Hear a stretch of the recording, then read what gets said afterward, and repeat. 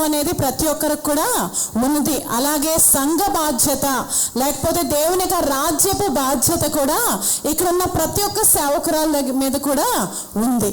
ఇండివిజువల్గా చేయడం అంటే కొంచెం కష్టం. ఇండివిజువల్గా ఏమవుతుంది అంటే వ్యక్తిగతంగా చేస్తే ఏమవుతుంది, కష్టం. ఇందాక 3 వేసేసాను. మన పాస్టర్ గారు యాక్చువల్లీ చాలా యాక్టివ్. నేను నిన్నటి నుంచి చూస్తున్నాను ఆవిడ్ని. పిల్లల విషయమే కొంచెం రాలేకపోతున్నారేమో కానీ నిన్న ఫస్ట్ 1 hour మాత్రం చాలా ఉజ్జీవంగా నడిపించారు. ఆవిడ పాటలు అవి కొంచెం బాగా ఎనర్జెటిక్గా చేస్తారు. సో తను వచ్చింది, కానీ ఏమైంది అంటే ఎత్తుతుంటే అమ్మో 3 అంటే నేను ఆవిడ కెపాసిటీ తలుచుకునే కొంచెం బరువును పెంచాను అనమాట. సో ఎందుకు అని అంటే మనందరికీ అది చాలా బరువైనదే. ఇప్పుడు అంత మండలం అంతా రక్షించబడాలి అని అంటే ఇప్పుడు నా కుటుంబాన్ని రక్షించుకోవడం నా వల్ల ఓకే, నేను నా ప్రార్థన నా విషయాలు నా దాన్ని బట్టి నేను కానీ ఇప్పుడు మనం తెల్లవారి నుంచి వాక్యం వింటున్నాం కదా, దేవుడు నిన్ను పిలిచాడు, దేవుడు నిన్ను ఎన్నుకున్నాడు, దేవుని యొక్క కార్యం చేయడాలని నీకు ఎప్పుడు అనిపించలేదా? రిస్పావలే తన యొక్క కుమారులు మనవల కోసం ఏడ్చింది. మరి నువ్వు అలాంటి బాధ్యత కలిగిన దేవుడు మాట్లాడాడు కదా. మరి ఒక్కళ్ళమే వెళ్ళి మండలాన్ని అన్నిటినీ రక్షించగలమా అండి? మండలాన్ని అంతటినీ రక్షించగలమా మనము? మన వల్ల అయితే కాదు. అందుకే ఎప్పుడైతే సేవకురాళ్ళు అందరూ కలిశారో అది బరువే. దాని బరువు ఏమైనా తగ్గిందా? దాని బరువు అంతే. కానీ బరువుని మోసే ధైర్యము వచ్చేసింది. హుషారు చూసారా? ముందంటే అమ్మ అని వెనక్కి వెళ్ళేవారు. 6 కలిపి చేయండి హుషారు వచ్చి వాళ్ళకి వాళ్ళే వచ్చి. ఎందుకంటే 4 అంటే ధైర్యం అనేది వస్తుంది. నేను ఒక్కదాన్ని చేయలేనేమో, కానీ 4 కలిసి ఆ పనిని చేస్తే ఈజీగా ఎత్తేసారేమండి. ఆ 3 బ్యాగులు చాలా ఈజీగా ఎత్తేసారు. ఎప్పుడు కూడా దేవుని యొక్క పరిచర్య బాధ్యత. దేశమంతా రక్షింపబడాలి అంటే ఒక్కలమే చేస్తే పని అనేది అవ్వదు. ఈరోజు ఈ డొంకూరు మండలంలో మీటింగ్లో మాట్లాడాలి అని అంటే మీరు అనుకున్నట్టు నేను ఒక్కదాన్ని వచ్చినా పర్వాలేదేమో, ఎందుకంటే ఆడవాళ్ళకి మైక్ ఇస్తే ఆగం కదా. ఏమైతే మనం మాట్లాపుతామా? మాటలు అనేవి చాలా ఎక్కువ ఆడగలం కాబట్టి ఏమో మాట్లాడగలనేమో 2 డేస్ 3 డేస్ గంటలు, కానీ నా ఒక్కదాని వల్లనే అన్నీ చేసేస్తానంటే జరగదు. ఎప్పుడైతే ఆ భారాన్ని నేను నా తోటి సహోదరులతో సేవకురాలతో పంచుకుంటున్నానో అది నాకు తేలికగాను ఉంది, సులభముగాను ఉంది. అందరి ద్వారా ఇంత గొప్ప కార్యం జరగడానికి దేవుడు అవకాశాన్ని ఇచ్చి ఉన్నాడు. కాబట్టి ఐక్యత అనేది చాలా ప్రాముఖ్యం. నిన్నటి దినాన మనం విన్నాం కదా, ఎవరిలో ఐక్యత చూసాము?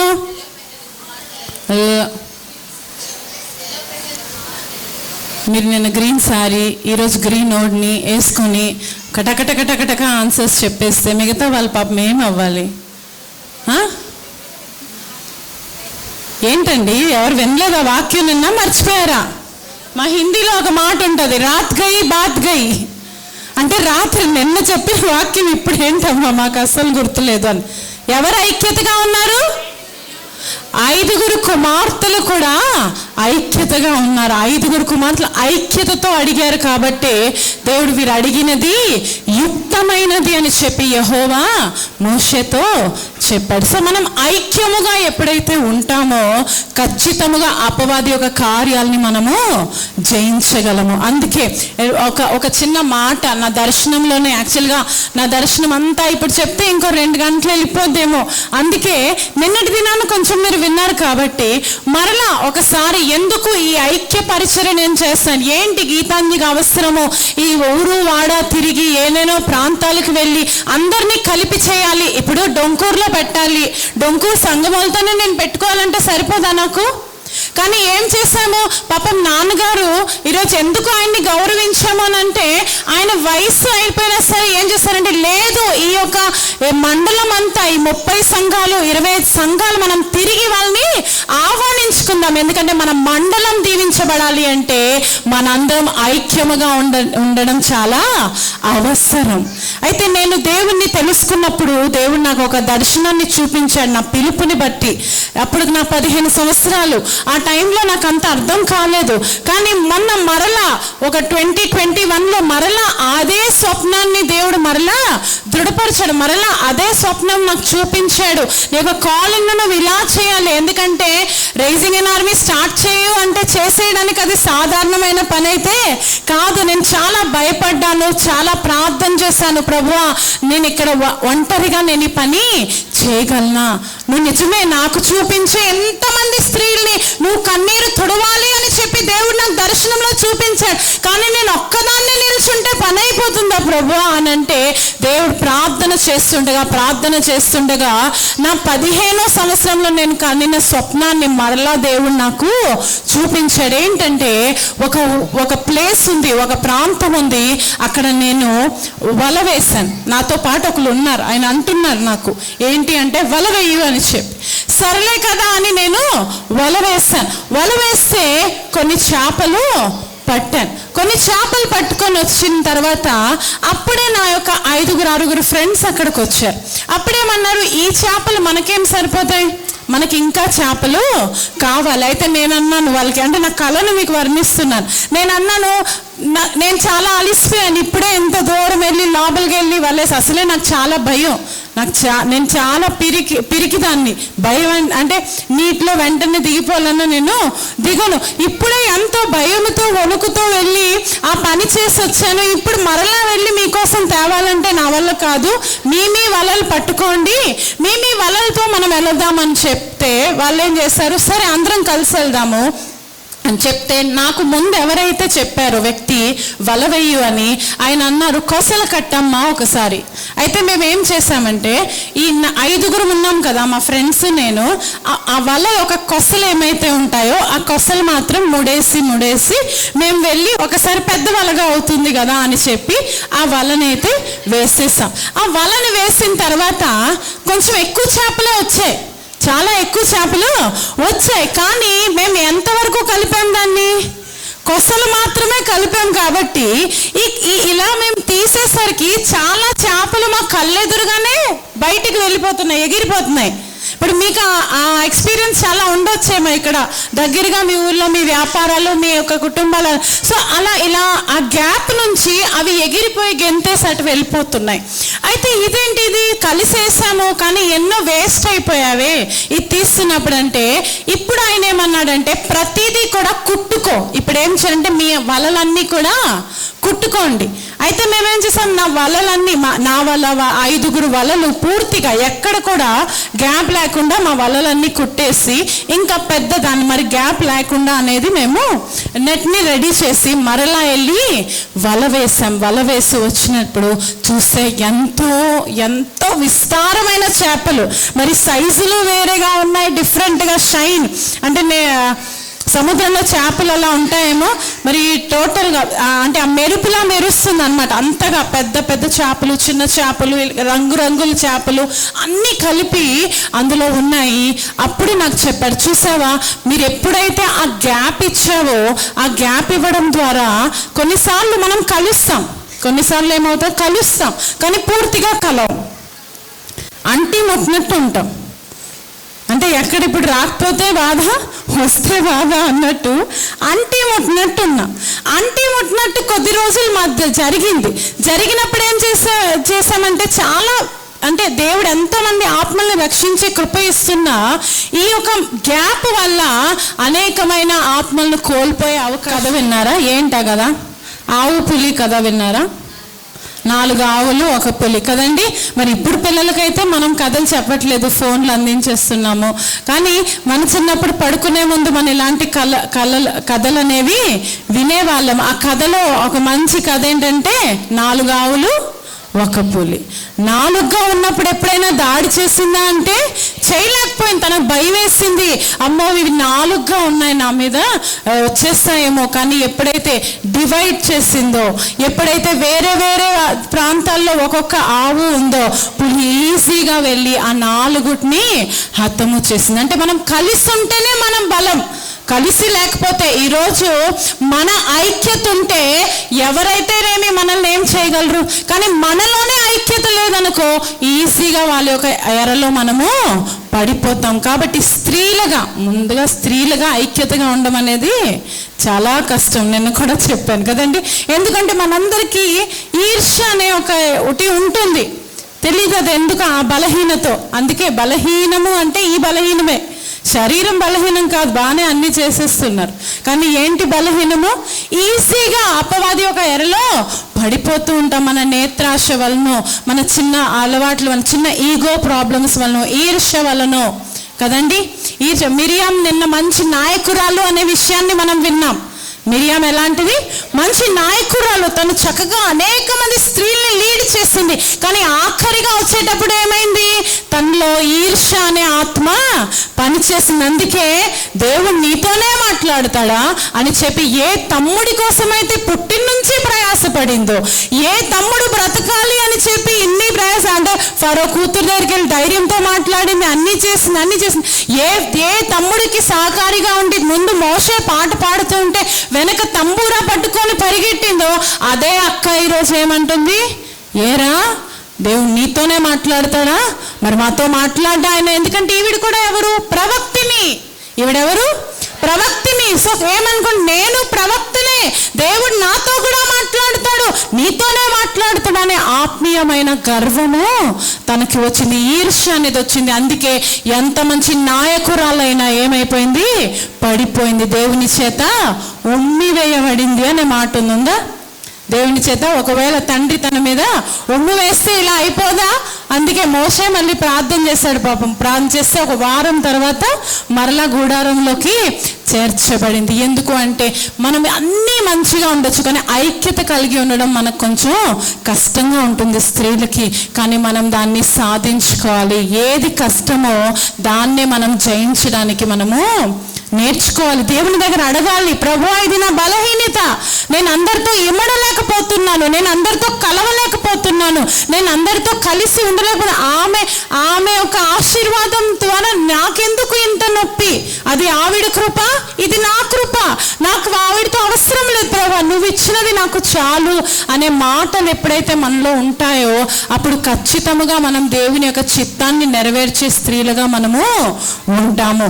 కాబట్టి ఈ యాక్టివిటీ ఎప్పుడైతే, ఎందుకు నేను కామన్ వస్తువులతో చేయిస్తూ ఉంటాను అని అంటే, ఆ కామన్ వస్తువులు ఎప్పుడైనా మీ కళ్ళంట పడినా మీకు ఈ యాక్టివిటీ గుర్తు రావాలి, ఈ వాక్యం అనేది మీకు గుర్తు రావాలి. ఇప్పుడు ఇక్కడ ఎన్ని మీటింగులు జరిగినా, ఎప్పుడు మీరు వాటర్ బస్తా చూసినా గీతాంజలి అమ్మగారు ఆ రోజు చెప్పారు, ఈ వాటర్ బస్తాను చూసి ఆ రోజు యాక్టివిటీ చేశాము, మనము ఐక్యతగా ఉండాలనే ఈ పాఠము మీ హృదయాల్లో ఎప్పుడు కూడా మీరు నెమరు వేసుకుంటూ ఉండాలి. ఏం చేసుకుంటూ ఉండాలి? నెమరు వేసుకుంటూ ఉండాలి. మన ఐక్యత చాలా ప్రాముఖ్యం. ఎప్పుడైతే మనం ఐక్యముగా ఉంటామో ఎవరు కూడా మనల్ని ఏమీ చేయలేరు. చాలా కష్టమైన పనే, కానీ క్రీస్తు ఏమన్నాడంటే మనం క్రీస్తులో ఏక శరీరముగా మనము ఉండాలి. ఎలా ఉండాలండి? ఏక శరీరముగా మనం ఉండాలి. వేరే వేరేగా నువ్వు వేరే నేను వేరే నువ్వు వేరే అంటే పని అయితే జరగదు. మనం క్రీస్తు మన శిరస్సు కాబట్టి ఆయన ద్వారా ఉన్న ఈ శరీరం అంతా అక్కడ ఒక్కటిగా ఉంటేనే అప్పుడే ఆ శరీరానికి విలువ ఉంటుంది. అవునా? ఈ శరీరంలో ఈ బ్రెయిన్ మాట ఈ భాగమే విని ఈ భాగం వినలేదనుకోండి, అప్పుడు ఏమవుద్ది? ప్యారలైజ్ అవుతాం. అవునా కదా? బ్రెయిన్ మాట వినకపోతే ఏమవుతాము? ప్యారలైజ్ అవుతాం, దేనికి పనికి రాకుండా పోతాము. అర్థమైందా?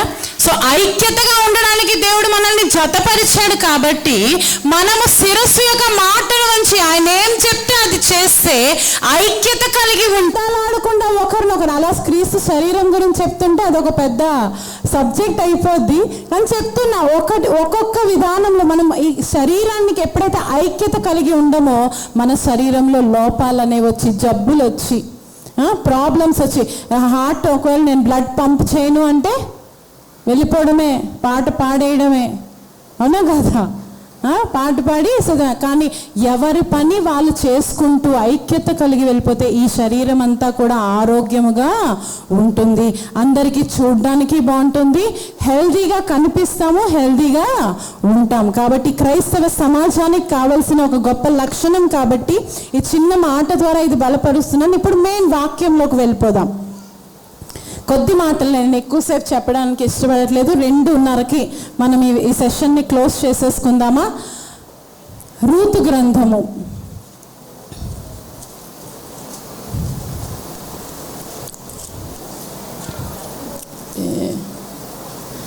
రూతు గ్రంథము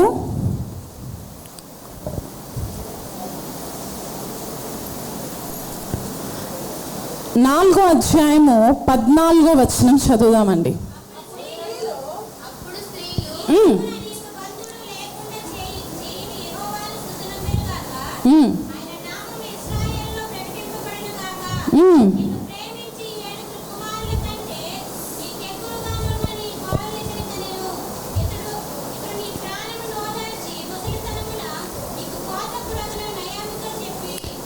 చాలు చాలమ్మా చాలు. ఎవరి గురించండి ఈ మాట? బోయస్ గురించి కాదు. ఎవరి గురించి మాట చెప్తున్నారు? నయోమితో అక్కడున్న స్త్రీలందరూ చెప్తున్నారు ఈ మాట. ఆ ఊరిలో ఉన్న స్త్రీలందరూ నయోమి దగ్గరికి వచ్చి మాటలు చెప్తున్నారు. ఏమంటున్నారండి? మళ్ళీ ఒకసారి చదువుదామా 14వ వచనం మెల్లగా.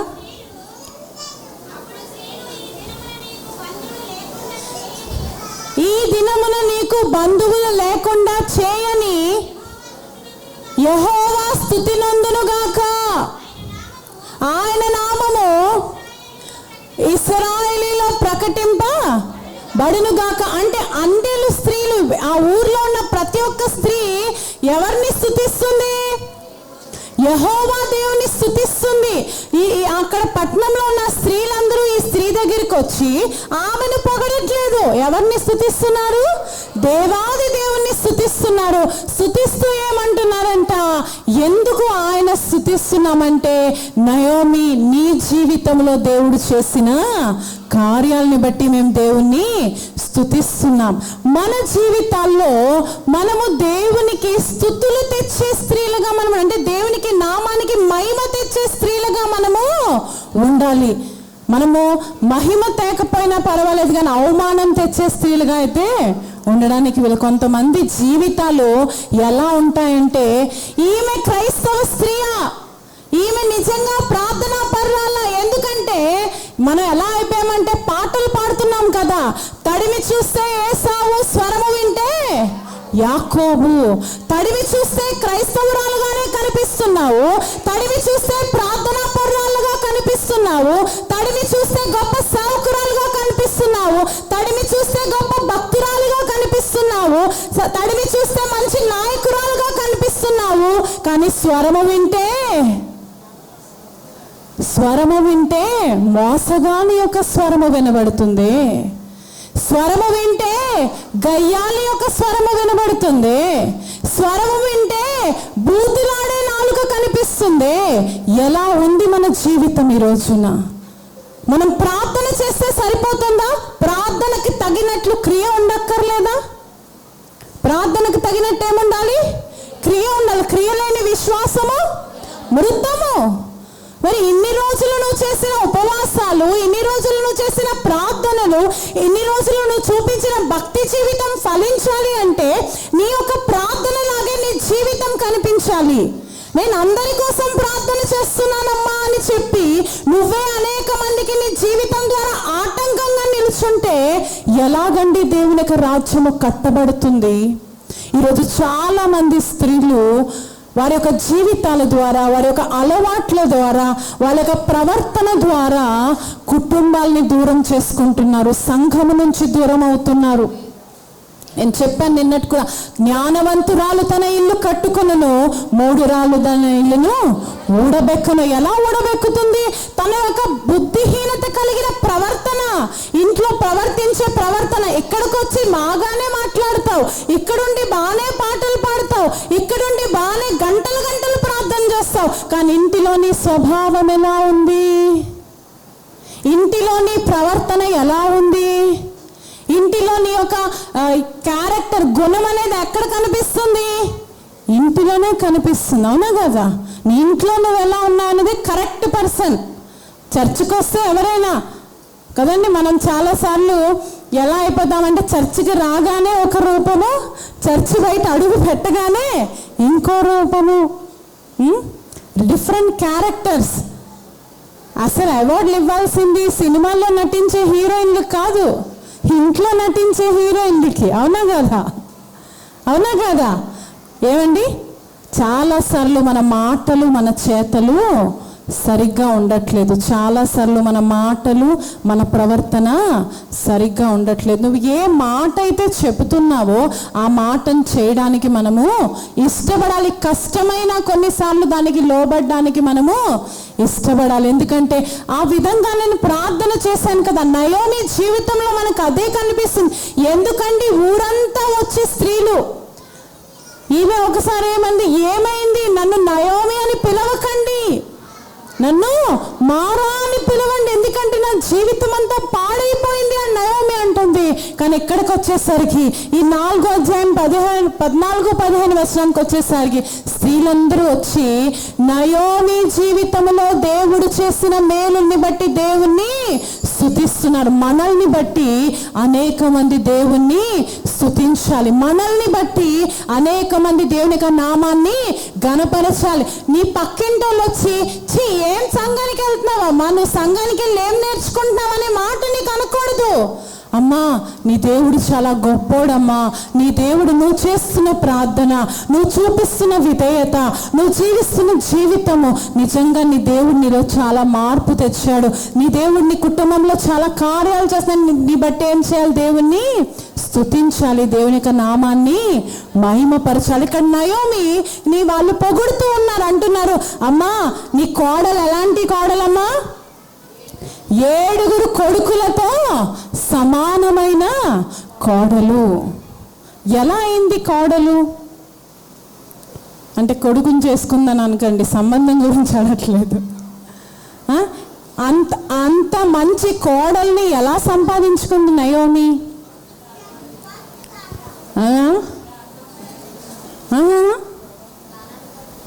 ఏంటండి నాకేం వినబడట్లేదు అసలు. పర్వాలేదు, రాంగ్ చెప్పినా నేనేం మిమ్మల్ని తిట్టాను కొట్టాను, కొంచెం మీరు చెప్పిన మాటే గట్టిగా చెప్పండి. తన ప్రవర్తనను బట్టి నయోమి తీసుకున్న నిర్ణయాలు తన జీవితంలో ఆశీర్వాదాన్ని తీసుకొచ్చాయండి. నయోమి తన జీవితంలో మనం చూసినట్లయితే, ఇందాక పాస్టర్ గారు కూడా చెప్పారు మనకి కదండి, సారా పాస్టర్ నయోమిని జ్ఞాపకం చేసుకున్నారు. నయోమి పరిస్థితులు ఎంత దారుణమైన పరిస్థితులు ఉన్నా సరే నయోమి దేవుణ్ణి విడిచిపెట్టలేదండి. ఈరోజు కుటుంబాల్లో చిన్న సమస్య వస్తే చాలు మనం సనుగుడు మొదలు పెట్టేస్తాం. ఏంటండి నేను ఇన్ని రోజులు ఇన్ని ప్రార్థనలు ఇన్ని చేశాను, మా వాడికే ఎందుకండి ఇలా జరిగింది, నేను ఇన్ని చేస్తున్నాను నా కూతురికేనండి ఏమి ఇలా జరిగింది అంటే, నువ్వు ఏం భక్తి జీవితం నువ్వు చేయడం ద్వారా దేవుని మీద ఏమైనా ఉపకారం చేస్తున్నామా? మన భక్తి ద్వారా దేవునికి ఏమైనా ఉపకారం చేస్తున్నామా? మన భక్తి మనం ఎవరి కోసం చేస్తున్నాము? మన దీవెన, మన ఆశీర్వాదం కోసమే మనం భక్తి చేస్తున్నాం. మరి దాన్ని బట్టి కూడా నేను ఇన్ని చేశాను, ఇన్ని ఉపవాస ప్రార్థనలకు వెళ్ళాను, ఇన్ని ఇలా చేశాను, కానీ దేవుడు నా కుటుంబంలో ఇలా చేశాడు అని దేవుణ్ణి నిందించే స్త్రీలు లేరా ఈరోజు సంఘములో? లేరా? చాలా మంది మనము కష్టం వస్తే చాలు వెంటనే సేవకుడు సేవకురాలు దగ్గరకు వచ్చి, అయ్యగారు మాకేనెందుకండి, ఎందుకండి మాకు ఈ కష్టాలు, ఎందుకండి మీ బాధలు అని అంటే, బైబిల్ చదువు తెలుస్తుంది ఎందుకు ఈ కష్టాలు, బైబిల్ చదివితే తెలుస్తుంది ఎందుకు ఈ కష్టాలు, ఎందుకు ఈ బాధలు అని చెప్పి. కానీ దేవుణ్ణి నిందించకండి. కొన్నిసార్లు మనం ఏం చేస్తామంటే దేవుణ్ణి నిందిస్తుంటాం. అదే కదా రూతుని మార్చి ఉంటుంది. రూతుకి దేవుడు ఎవరో తెలుసా? యెహోవా దేవుడు ఎవరో తెలీదు. ఎందుకంటే ఇక్కడికి వచ్చిన తర్వాత ఆ ఊరు వాళ్ళని ఆమె తన కోడలుగా చేసుకుంది, మోయాబీరాల్ని తన కోడలుగా చేసుకుంది. కానీ ఇందాక మనం విన్నట్టు తను విగ్రహ ఆరాధన చేయలేదేమో. ఇంటిలో తన నయోమి ఇంటికి వచ్చాక వాళ్ళు ఎక్కువ చూసింది ఏంటంటే వాళ్ళ అత్తగారు చేసిన ప్రార్థన, వాళ్ళ అత్తగారు చూపిస్తున్న ఓపిక, వాళ్ళ అత్తగారు చూపిస్తున్న ప్రేమ అనురాగాలు. ఈరోజు చాలా మంది అత్తలకి ఆశ ఏంటి, నా కోడలు ఎలా ఉండాలి, రూతులాగా ఉండాలి. ఏమనాలి, అత్త నీ దేశం ఏమందండి రూతు, నీ దేశమే నా దేశము, నీ జనమే నా జనము, నీ దేవుడే నా దేవుడు అని రూత్ అనేలా ప్రవర్తించింది నయోమి. ఏం చేసింది నయోమి? ప్రవర్తించింది. తన ప్రవర్తన బట్టే ఆ దేవుడు నాకు కావాలి, మా అత్త కొలిచే దేవుడు నాకు కావాలి అని చెప్పి తను దేవునికి దగ్గరైంది. తన ప్రేమను బట్టే అమ్మో ఇన్ని జరిగిపోయినాయి. ఇవాళ రేపు కొంతమందికి బాగా అలవాటు, అత్తలకి ఏదైనా ఇంట్లో చెడు జరిగిందనుకో శాంపుల్ పీస్లో దొరుకుంటుంది ఆ కోడలు. అవునా కదా? అంటే నేను ఆ కోడల్ని ఇలా అని కాదు, కోడలు అన్నప్పుడు కోడలు కూడా రూతులో. కానీ నయోమీలు ఈరోజు చాలామంది కావాలి మనకి. నయోమీలు ఉంటేనే, ఎందుకంటే వివాహం చేసుకున్న తర్వాత ఆ భర్త చనిపోతే వెంటనే ఏమంటారు, దాని జాతకం మంచిది కదండి, అది మా ఇంట్లో కాలు పెట్టింది, ఏమైందండి, అది మా ఇంట్లో కాలు పెట్టింది, మా ఇల్లు నాశనం అయిపోయింది. మరి నీ కాలు నీ ఇంట్లోనే ఉంది కదా, మరి నీ కాలు అదృష్టమైతే నీ కాలుతో నేను అదృష్టంతో నింపుకోవచ్చు కదా. తన దురదృష్టపురాలు నా ఇంటికి వచ్చింది, నా ఇల్లు ఇలా అయిపోయింది అనడం ఎందుకు? ఈరోజు చాలా మంది అత్తలు ప్రేమను చూపించట్లేదు. ఒక హైందవురాల్ని క్రైస్తవురాలుగా మారాలి అంటే గడిగడికి పాస్టర్ గారి దగ్గరికి, పాస్టర్ దగ్గరికి వచ్చి మా కోడలు మారాలి, మా కోడలు మారాలి, మా కోడలు మారాలి అనడం కాదు. ముందు నువ్వు మారు. ఏమవ్వాలండి? ముందు ఎప్పుడైతే నువ్వు మారుతావో ఆటోమేటిక్గా నీ కోడలు రూతులాగే వచ్చేస్తుంది. అప్పుడు నీ బంధువుల్ని తన బంధువులు అనుకుంటుంది, నీ ఊరిని తనూరు అనుకుంటుంది, నీ దేవుణ్ణి తన దేవుడు అనుకుంటుంది. ఈరోజు మనలో మార్పు రావాలి, మన ప్రవర్తనలో మార్పు రావాలి. ఎందుకు అనంటే తను వేరే ప్రాంతంలో ఉంది. నయోమి ఎక్కడుంది? వేరే. కానీ ఒక నిర్ణయం తీసుకుంది, నేను ఊరు మారానేమో కానీ నా దేవుని భక్తి నా హృదయం నుంచి ఎవరు కూడా తీసివేయలేరు. తన ప్రార్థన జీవితం, తన ఓపిక, ఎందుకంటే తను ఎప్పుడు కూడా ఇశ్రాయేల్ దేవుని వైపు చూస్తూనే ఉంది కాబట్టి ఇశ్రాయేల్ దేశం ఆశీర్వదించబడింది అనగానే చలో వెంటనే మనం అటు వెళ్దాం, నా ప్రజల దగ్గరికి నేను వెళ్ళిపోదాం. ఎందుకంటే తన మనసంతా ఎటుంది? ఇశ్రాయేలు దేశములోనే ఉంది. తను ఏదో భర్త తీసుకెళ్ళాడు కాబట్టి ఖచ్చితంగా వెళ్ళింది. కొంతమంది చెప్తారు నయోమి వెళ్ళిపోయింది. నేను అంటే నయోమి వెళ్ళినట్టు లేదు, అక్కడ ఎల్కానా తన భర్త, సారీ ఎలీమెలెక్. ఎల్కానా అంటే అన్న భర్త, సారీ ఎలీమెలెకుతో తను తన కుటుంబాన్ని తీసుకొని భర్త తీసుకెళ్ళాడు కాబట్టి వెళ్ళింది. కానీ తన భక్తి జీవితాన్ని తను విడిచిపెట్టదు. అక్కడ తను చూపించిన ప్రేమ ఆప్యాయతలు, కోడళ్ళు ఎలా అయిపోయారని చెప్పి అమ్మో నా కూతురు లాంటి వాళ్ళని చెప్పి వాళ్ళపైన ప్రేమను చూపించింది. దేవుని దగ్గర నుంచి నేర్చుకున్న ఆత్మీయ పాఠాలని, ఆత్మీయ విలువల్ని విడిచిపెట్టలేదు. అందుకే ఇక్కడ అంతమంది స్త్రీలు అంటున్నారు, నీ జీవితంలో దేవుడు చేసిన కార్యము ద్వారా దేవుడు మహిమ పొందునుగాక అని అంటున్నారు. ఎందుకంటే వాళ్ళు చూశారు నయోమి జీవితంలో కారణం ఏంటంటే నయోమి చేసిన ప్రార్థన, నయోమి జీవించిన జీవితమే ఈరోజు తనకి ఎంత ఆశీర్వాదాన్ని తీసుకువచ్చింది అని చెప్పి తన ప్రేమను విడిచిపెట్టక, దేవుని విలువల్ని విడిచిపెట్టక మోయాబులో నేను అలాగే బ్రతకాలి. చూడండి మనందరం అంటే ఇలా రాయలేదు ఇక్కడ, కానీ దానియేలు గురించి ఇలా రాయబడి ఉంటుంది. దానియేలు బానిసగా ఒక ప్రాంతానికి వెళితే ఆ రోజు భోజనం కొరకు దానియేలు ఒక నిర్ణయాన్ని తీసుకుంటాడు. ఏం చేస్తాడు? దానియేలు నిర్ణయాన్ని తీసుకుంటాడు. అయ్యో ఈ రాజు భోజనం ద్వారా నా శరీరాన్ని నేను అశుద్ధపరుచుకోను అని చెప్పి ఒక నిర్ణయాన్ని తీసుకుంటాడు. అలాగే నయోమి ఇక్కడ నిర్ణయం తీసుకుంది. ఏం తీసుకుంది? నేను మోయాబు దేశంలోనే ఉంటాను కానీ మోయాబు నాలోనికి ప్రవేశించడానికి వీల్లేదు. నాలో ఉన్న దేవుని ప్రేమను నేను అనేక మందికి పంచుతాను. అందుకే తన కుటుంబంలో తన భర్త కోల్పోయింది, తన 2 కుమారుని కోల్పోయింది, తన కోడలు జీవితం ఇలా అయిపోయిందని బాధపడుతూ దేవుని సన్నిధిలో ప్రార్థించే ఒక తల్లిగా నయోమి ఉన్నది. అందుకే అత్త కాస్త ఏమైపోయింది? అమ్మ అయిపోయింది. అత్త అమ్మగా మారిపోయింది. ఎలా నువ్వు అత్త అమ్మగా మారగలవు అని అంటే ఎప్పుడైతే దేవుని యొక్క విలువల్ని నువ్వు పాటిస్తావో. రాకపోవచ్చేమో కొన్నిసార్లు రాగానే అన్ని పనులు వచ్చేస్తాయా అంటే వెంటనే డైలాగులు మనకి, మీ అమ్మ ఏం నేర్పించలేదా? ఏమంటారు? మీ అమ్మ ఏం నేర్పించలేదా? ఊరికనే మా ఇంటికి అలా పంపించేసిందా? ఏమి నువ్వు ఒక అమ్మవే కదా, నన్ను నేర్పించు. మెల్లిమెల్లిగా కొన్ని విషయాలు నేర్పించు.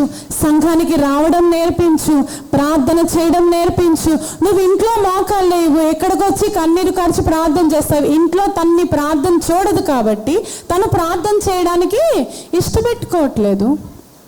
నీ ప్రవర్తన నీ కుటుంబాన్ని మారుస్తున్నాయో. మీ ఫస్ట్ నిర్ణయం ఏంటంటే, నేను ఎక్కడున్నా ఎలాగున్నా నేను దేవుని కోసం బ్రతకాలి, దేవుని విలువలతో బ్రతకాలి. నా ప్రార్థన, నా ఆత్మీయత నేను ఏది కూడా కోల్పోవడానికి వీలది. తనకి ఎంత పేషెన్స్ ఉండాలి, ఓపిక. అన్నీ ఒకటి పోతుంటే మన ఓపిక ఇదైపోతుంది. కానీ నయోమి తన శక్తిని ఎక్కడి నుంచి పొందుకుంది? దేవుని దగ్గర నుంచే పొందుకుంది. ఇన్ని ఘోరాలు జరిగిన తర్వాత కదా బతికింది ఆ తల్లి అని అంటే, నేనంటాను దేవుడిచ్చిన శక్తి ద్వారానే, కృప ద్వారానే, లేకపోతే బ్రతకడం కష్టం. భర్తను కోల్పోయింది, చెట్టు లాంటి 2 కుమారుల్ని కోల్పోయింది. ఇంకా బ్రతకడానికి ఏముంది నా జీవితంలో అనుకుంది. కానీ నా దేవుడు నాకు అన్యాయం చేయడు, ఖచ్చితంగా నా జీవితంలో కార్యము చేస్తాడు అని చెప్పి దేవుని కోసమే బ్రతికింది, దేవుని కోసమే జీవించింది. రెండో నిర్ణయం ఏం తీసుకుంది అంటే, ఎప్పుడైతే ఇశ్రాయేలు ప్రాంతం యొక్క ఉద్దేశాలు తెలిసాయో, ఆ మాట చదువుదామా ఒకసారి. రూతు గ్రంథంలో 1వ అధ్యాయం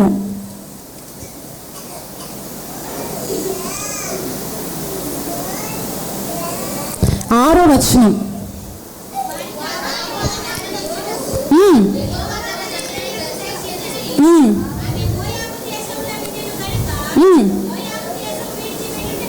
ఎస్,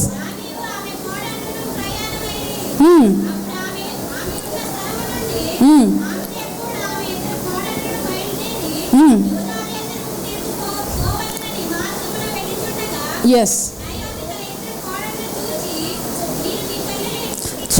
చాలు. ఇక్కడ ఏం చూస్తున్నామంటే, ఎప్పుడైతే ఇశ్రాయేలు దేశం ఇప్పుడు బాగుంది అనుకుందో, వెంటనే ఏం చేసింది? నా తండ్రి ఇంటికి నేను వెళ్ళిపోవాలి. ఎలాంటి నిర్ణయం తీసుకుంది? అవును, నేను తప్పు చేశానేమో.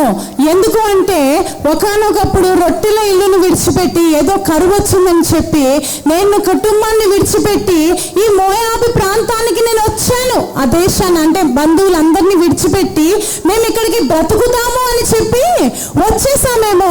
కానీ ఇప్పుడు మా దేవుడు అక్కడ వాళ్ళని ఆశీర్వదిస్తున్నాడు కాబట్టి నేనేం చేయాలి? మరలా నా తండ్రి ఇంటికి నేను వెళ్ళిపోవాలి. మనుషులందరము కొద్ది గొప్ప తప్పులైతే అందరి ద్వారా జరుగుతాయి. ఇక్కడ అందరూ మీరు పరిశుద్ధులు కాదు, నేను పరిశుద్ధురాలిని కాదు. వాక్యం ఏమైంది? భేదం ఏమీ లేదు, అందరూ పాపం. ఈ మాట మనకి ఎంత నచ్చుతుంది కదండి. కాంప్రమైజ్ అయిపోతా. అబ్బా, నేను కాదు, నాతో పాటు అందరూ.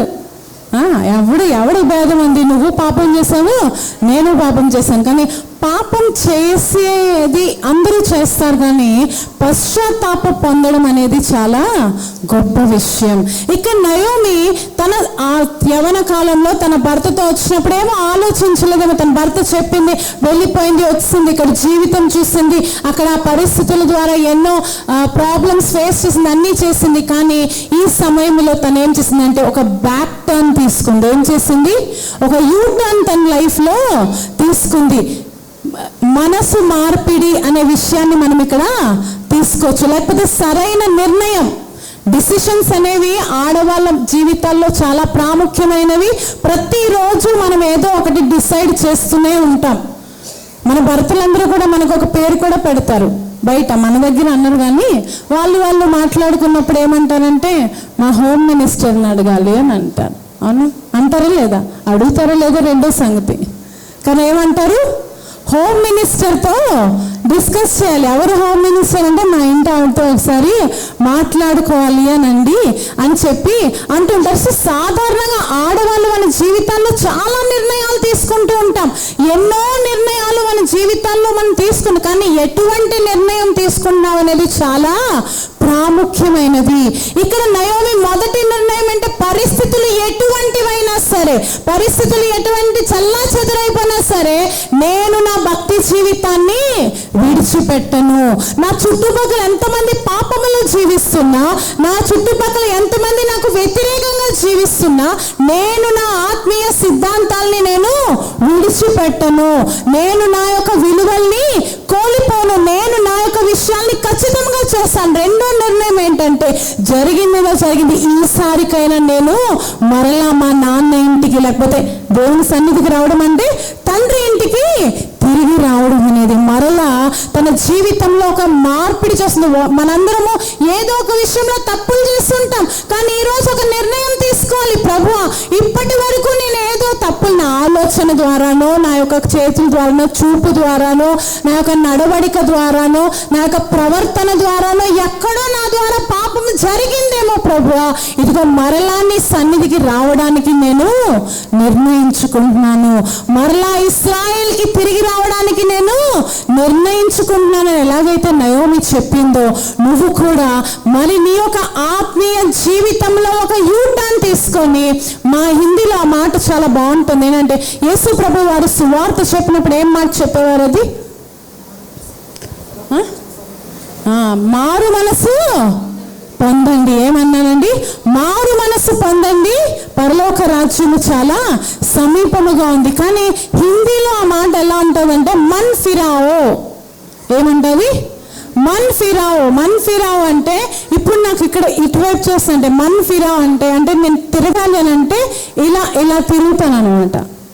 అంటే అప్పటి వరకు నాకేమైంది, ఇక్కడ ఉన్న నేను ఇప్పుడు ఈ విషయాలు, ఈ పాత జీవితము, ఈ యొక్క పాపపు విషయాలు, కోపాలు, తాపాలు, కొల్లులు, కుతంత్రాలు, ఈర్ష్యలు, వీటన్నిటిని విడిచిపెట్టి నేను ఎక్కడికి వెళ్ళాలి? నా తండ్రి ఇంటికి నేను వెళ్ళాలి.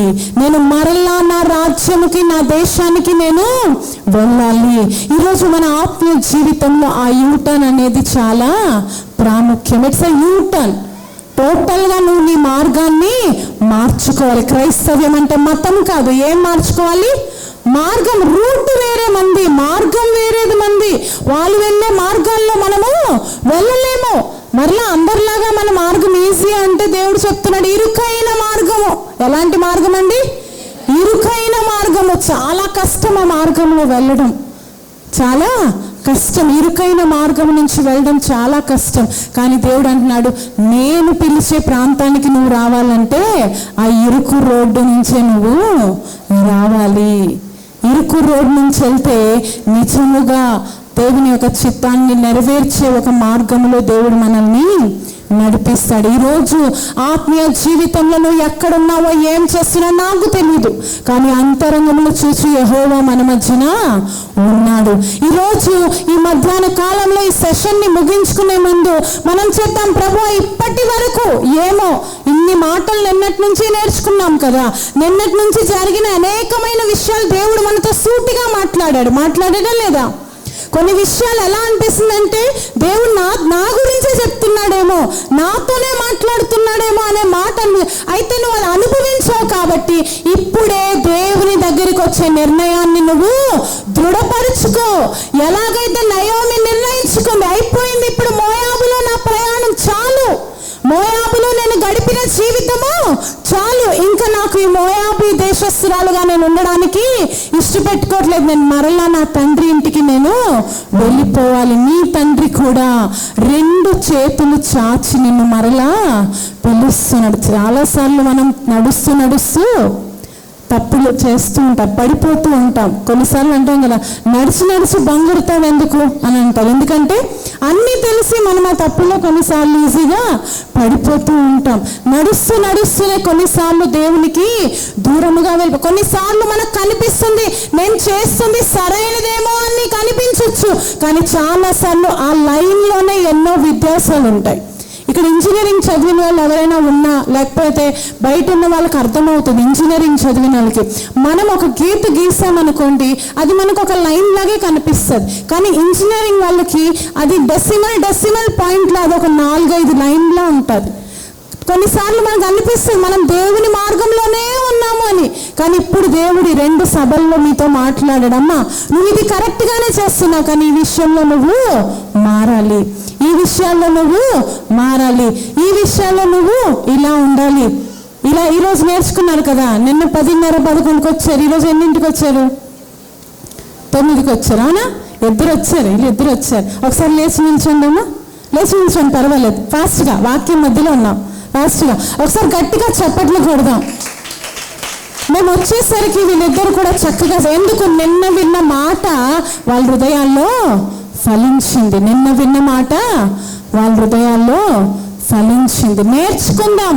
నేను చెప్పాను కదా, విని విని విని ఆహా ఏం చెప్పారు. లేకపోతే రేపు మీరు వెళ్తారు ఎక్కడికో వెళ్ళి, అమ్మ డొంకూరులో మన వాళ్ళు వచ్చి మీటింగ్ పెట్టారు కదా, ఎలా జరిగిందంటే చాలా మంది ఎలా చెప్తారంటే, అబ్బా ఏం చెప్పారండి. ఏమంటారు?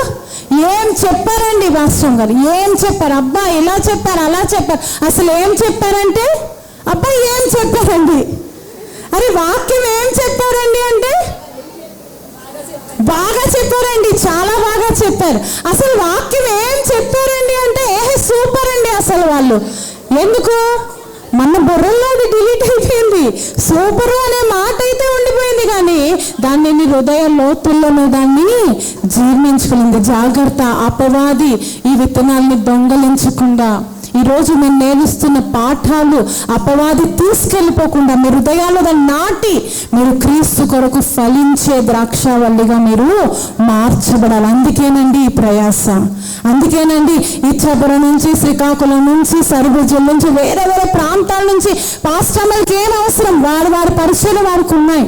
ఏం అవసరం అంటే ఒకటి ఆలోచన, భారణ, ఉద్దేశం ఏంటంటే, ఈ డొంకూరు మండలంలో అనేక మంది స్త్రీలు దేవుని కొరకు వెలిగించబడే జ్యోతుల్లా వెలగాలి, వారి కుటుంబాలు వెలిగించబడాలి, వారి సంఘాలు వెలిగించబడాలి, ఆ సమాజం వెలిగించబడాలి అనే ఆశతోనే ఈరోజు రైజింగ్ అయిన ఆర్మీ యొక్క కార్యాన్ని చేస్తుంది. కాబట్టి 3 రోజులు మీరు విన్న మాటలను బట్టి ఒక యూటర్న్ తీసుకుందామా? నిజముగా లేదమ్మా మేము దేవుని కోసం బ్రతకాలి అని మీరు నిజంగా ఇప్పుడే మనసులో అనుకుంటుంటే వెంటనే మోకాళ్ళు వేద్దాం, ప్రార్థన చేసుకుందాం.